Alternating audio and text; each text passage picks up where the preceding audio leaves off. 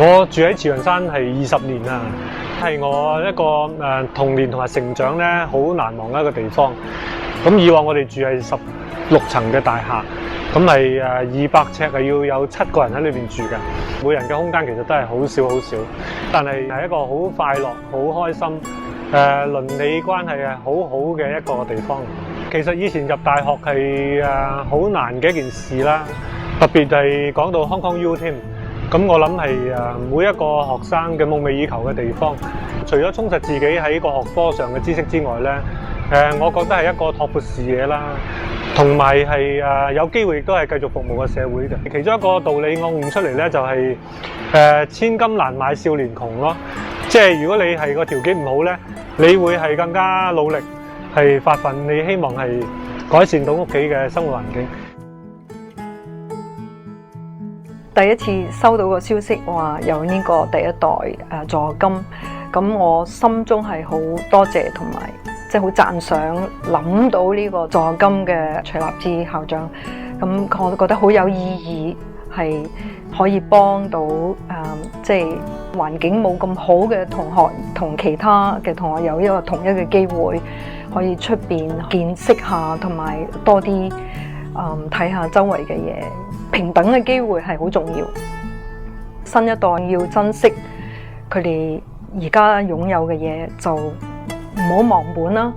就千祈係要做個謙卑嘅人。無論你幾成功，到幾有權勢或者幾有錢，但係你一定係要多啲關心成個社會你周邊嘅人。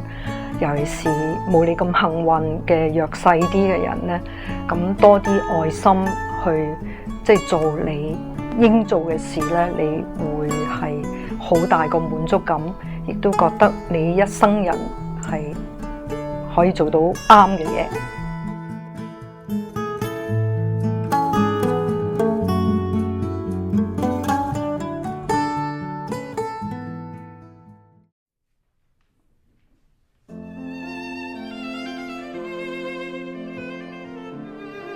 大家好，我係許衛東，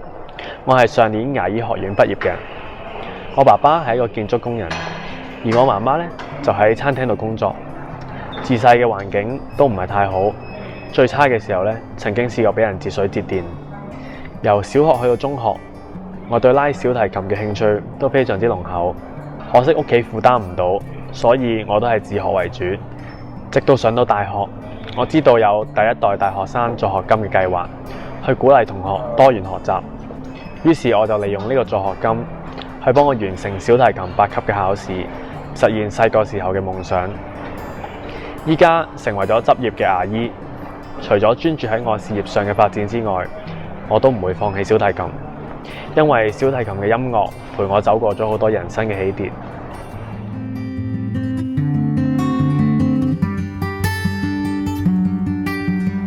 我係 Daniel， 理學院3年級嘅學生，主修生物化學同埋心理學。